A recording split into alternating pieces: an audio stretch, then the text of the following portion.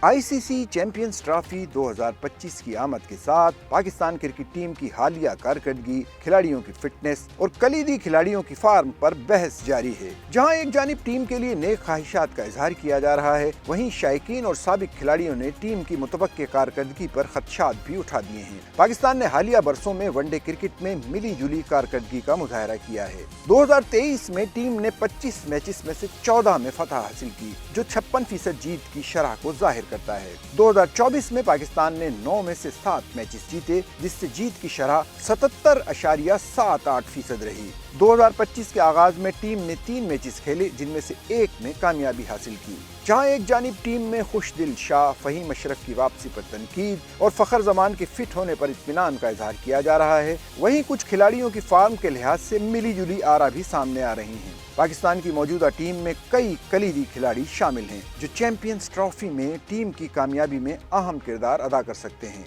मोहम्मद रिजवान ने हालिया बरसों में अच्छी कारकर्दगी का मुजाहरा किया है। उनकी बैटिंग में किसी कदर मुस्तकिल मिजाजी और विकेट कीपिंग में महारत टीम के लिए कीमती असासा हैं। 12 फरवरी 2025 को जनूबी अफ्रीका के खिलाफ नाकाबिल शिकस्त 122 रन उनकी बैटिंग सलाहियतों का मुंह बोलता सबूत हैं।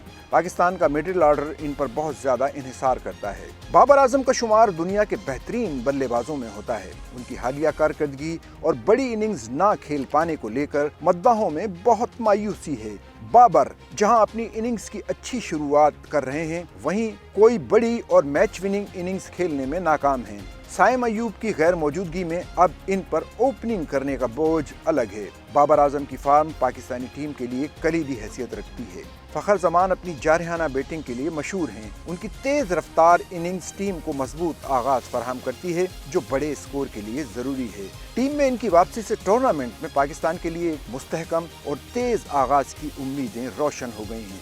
दूसरी जानिब शाहीन शाह अफरीदी इनिंग्स के आगाज से अपनी तेज रफ्तार स्विंग बॉलिंग और मुखालिफ टीमों के लिए मुश्किलात पैदा करने के लिए मशहूर हैं। उनके इब्तिदाई ओवर्स में विकेटें लेने की सलाहियत किसी भी मैच का रुख पाकिस्तान की जीत की जानिब मोड़ सकती है। हालिया दिनों में उनसे जिस कारकर्दगी की तवक्को है, वो पूरी नहीं हो रही। अगर शाहीन न्यूजीलैंड और इंडिया के खिलाफ मैचों में चल गए तो टूर्नामेंट में पाकिस्तान को सेमीफाइनल तक पहुंचा सकते हैं। जहां हारिस रऊफ की रफ्तार और यॉर्कर्स डेथ ओवर्स में मौसर साबित होती हैं, वैसे ही इनकी फिटनेस की बहाली टीम के लिए खुशाइंद बन सकती है। अगर हारिस रऊफ पाकिस्तान के लिए नुमाया कारकर्दगी दिखाने में कामयाब हुए तो पाकिस्तानी बाउलिंग लाइन में प्रेशर बहुत हद तक कम हो जाएगा।